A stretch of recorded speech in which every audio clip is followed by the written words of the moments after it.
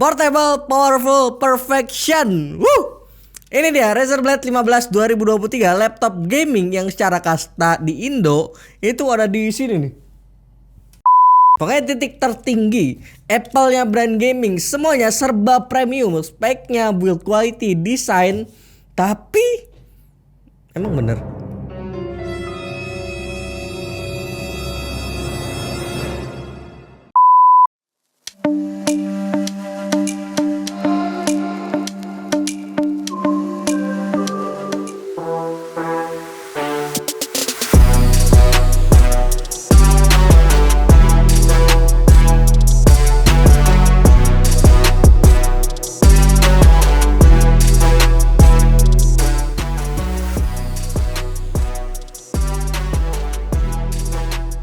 Kaku, itu dia kesan pertama yang gue dapetin saat gue pertama kali terima nih laptop.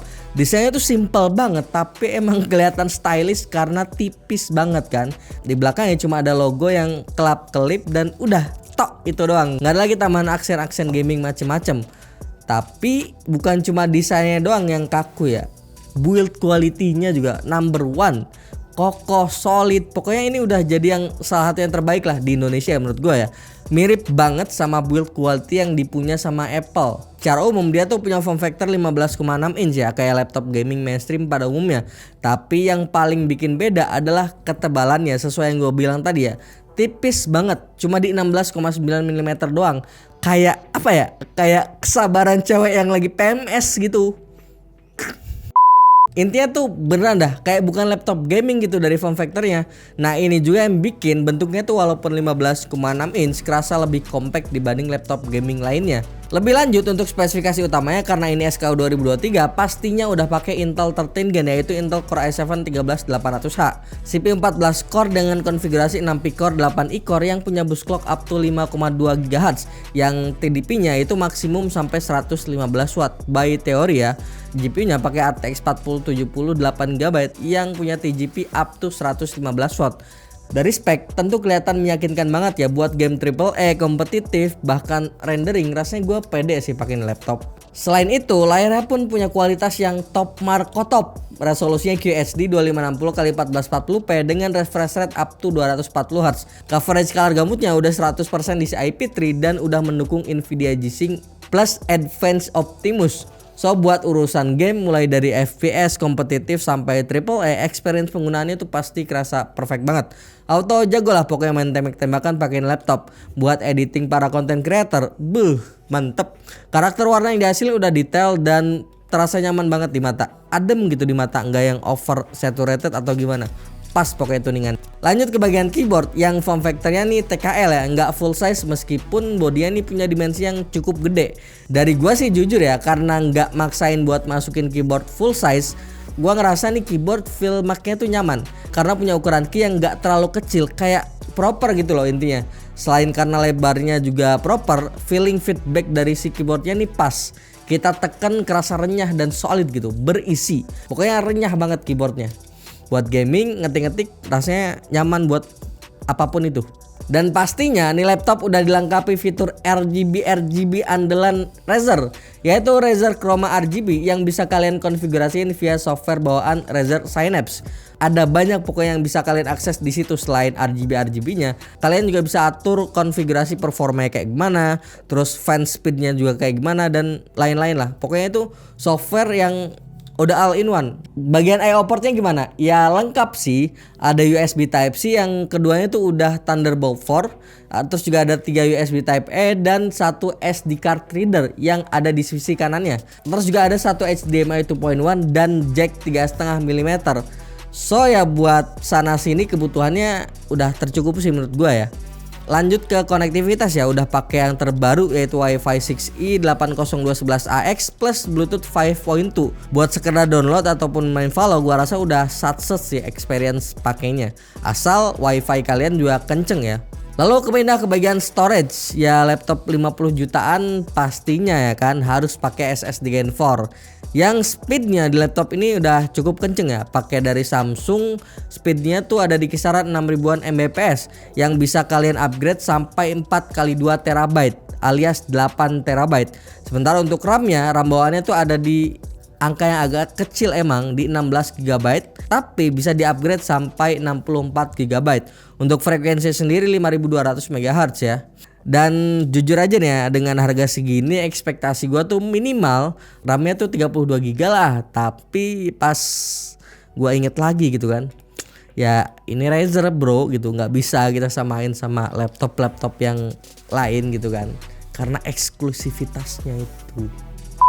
Lanjut ke performa ya. Pertama soal CPU-nya, saat stress test pakai Cinebench R23 yang kita loop 10 kali, kelihatannya Razer emang nggak kasih tuningan yang sebegitunya wah ya di laptop ini.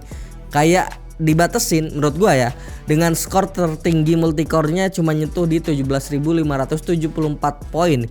Ya maybe satu sisi gua paham sih, ini dilakuin biar temperatur max-nya bisa diredam dengan baik sama si laptop ini, biar lebih aman lah intinya. Karena percuma juga kalau misalnya ada sebuah laptop gaming kenceng tapi temperatur max-nya nggak bisa keredam dengan baik, bakal panas dan performanya pasti drop parah. Dan kasih experience penggunaan yang nggak nyaman juga kan kalau kayak gitu. Kenapa gua bisa bilang di limit? Nah bisa kalian lihat nih di HW Info yang kita masukin ya datanya. Peak CPU package powernya tuh cuma mentok di 96an watt doang. Yang secara teori 13.801 bisa nyentuh 115 watt ya power maksimumnya. Oh ya, buat deviasi performa CPU-nya saat kita stress test ada di kisaran 5,6%-an aja. Angka yang cukup ideal dan stabil lah buat sekelas laptop gaming yang ukurannya cukup tipis kayak gini. Sementara buat single core-nya jujur kaget cuy, itu kenceng single core-nya. Pas gua bandingin tuh sama laptop yang lain, itu sekelas single core-nya sekelas sama laptop yang pakai Intel Core i9 13980HX yang pernah kita review sebelumnya ya. Buat yang mau lihat laptop apa dan reviewnya kayak gimana, videonya ada di atas sini ya. Lebih lanjut kita pun ujiin laptop untuk skenario content creation ya, kayak Premiere Pro contohnya dengan skenario 4K H264 triple layer effect. Rendering time-nya ada di kisaran 59 detikan doang dengan suhu yang normal-normal aja sih sebenarnya saat kita siksa render pakai Premiere Pro. So ini tuh salah satu good point ya untuk para pengguna atau calon pengguna yang kerjaannya tuh content creator. Dan pastinya laptop 50 juta ya kan, pakai 4070, bawa nama gaming Intel Gen 13. Pasti dong reviewer manapun bakal nyiksa nih laptop buat penggunaan gaming. Nah kita tes pertama pakai game yang terkenal punya kualitas visual plus gameplay kelas atas, yaitu Hogwarts Legacy.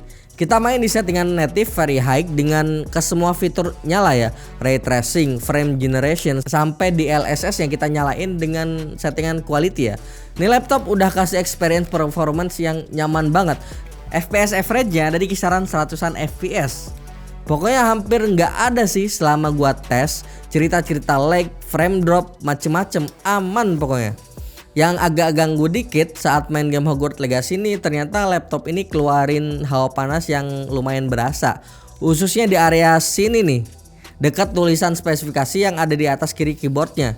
1 jam 2 jam main masih aman lah, tapi udah nyentuh 3 jaman baru dah kerasa tuh dicubit-cubit sama hawa panasnya. Selain itu kita juga coba uji pakai game Cyberpunk 2077. Experience penggunaannya sama kayak Hogwarts sih jujur, agak panas-panas dikit tapi masih di titik yang aman sih menurut gua. Ada sedikit perbaikan lah ya harus kita akui dibanding Razer Blade di beberapa generasi sebelumnya yang dikenal agak tricky soal panas ya. Lanjut ke game kompetitif. Aduh gua nggak bisa ngomong lagi sini. Approve. Nyaman pol gua pakein laptop. Main Valo di monitor QHD 240Hz tuh bikin pengalaman main game tembak-tembakan gitu kan, kayak gua ngerasa satset banget gitu. Auto jago pokoknya gua. Pergerakan mulus ditambah CPU yang overkill buat ginian bikin pas main game Valo tuh bener-bener betah aja. 2 jam main Valo kayaknya rasa 30 menit gitu. Pokoknya perfect banget experience main Valo di laptop ini. FPS yang didapetin sempat nyentuh 500-an FPS. Ya walaupun seringnya ada di kisaran 350 sampai 400-an FPS. Lanjut ke baterai test. Secara teknis laptop didukung baterai yang ternyata cukup oke di kelasnya. 80 Wh yang sanggup bertahan sampai 5 jam 58 menit saat diuji pakai UL Prokion dengan skenario video playback, Wi-Fi on dan battery saver. Waktu yang di luar ekspektasi gua sih jujur. Tadinya dengan bentukan laptop tipis kayak gini, gaming kan, gua mikir paling ya bertahan 3 jam aja udah cukup. sampai hampir 6 jam kan. 2 menit lagi tuh 6 jam. Bisa itu buat makan, meeting. Ya itulah. Terakhir, mari masuk ke bagian kesimpulan. Langsung aja, apakah worth it ngeluarin uang 52 juta buat laptop yang kayak gini? Jawabannya tergantung. Gua kasih POV 2 sisi ya. Kalau emang lu seorang tech enthusiast yang udah lama nungguin Razer laptop masuk resmi Kindo tanpa peduliin harga dan pengen kelihatan beda dengan pakai laptop Razer, ya ini laptop worth it banget sih. Desain stylish, build quality number one nomor uno. Dengan konsistensi performa yang oke, gua rasa bisa jadi alasan tambahan buat minang nih laptop. Tapi kalau lu bukan yang segitunya tech enthusiast gitu ya, kau mending lah yang bisa dibilang yang saat beli laptop gaming bener-bener ngeliat price to performance-nya, ya kayaknya laptop kurang tepat sih buat lu. Karena kalau misalnya kita cek di marketplace dengan nambah 3 jutaan aja, kita tuh bisa dapetin laptop yang udah pakai Intel Core i9 13980HX yang performanya jauh-jauh lebih kenceng dari sekedar 13800H. Begitu. Tapi kan tetap ya, this is Razer bro, sebuah brand yang nggak bisa dipandang sebelah mata di urusan gaming. Ya intinya Apple yang brand gaming lah ya. Saat kita bawa nih laptop ke tongkrongan, udah pasti level yang tadinya di sini gitu kan langsung sini gitu. Ada pride lah yang berasa intinya. Dan satu hal lagi yang jadi consider gua sebagai orang yang ngoprek laptop gitu kan. Sekaligus saran buat Razer juga ya. Dengan sasaran segmen yang bisa dibilang premium, gua sangat berharap Razer udah mulai mikirin strategi untuk bisa kasih garansi ADP di laptop-laptopnya ini. Karena saat gua cek, ternyata nih laptop garansi cuma 1 tahun limited laptop warranty plus 2 tahun battery warranty. Kalau ada ADP kan bisa jadi value added after sales-nya menurut gua ya. Dan harusnya bikin banyak calon pengguna makin tertarik buat beli nih laptop. Begitu, semoga didengerin sama Razer nih, semoga aja ya. Oke, maybe sampai sini dulu ya review Razer Blade 15 2023 ya. Jangan lupa like, share, dan subscribe channel ini sebagai bentuk dukungan dan semangat untuk kami. Kunjungi juga pamsnya.com agar dapat melihat perkembangan teknologi khususnya di bidang IT. Join Discord server dan follow sosial media kami di kolom deskripsi.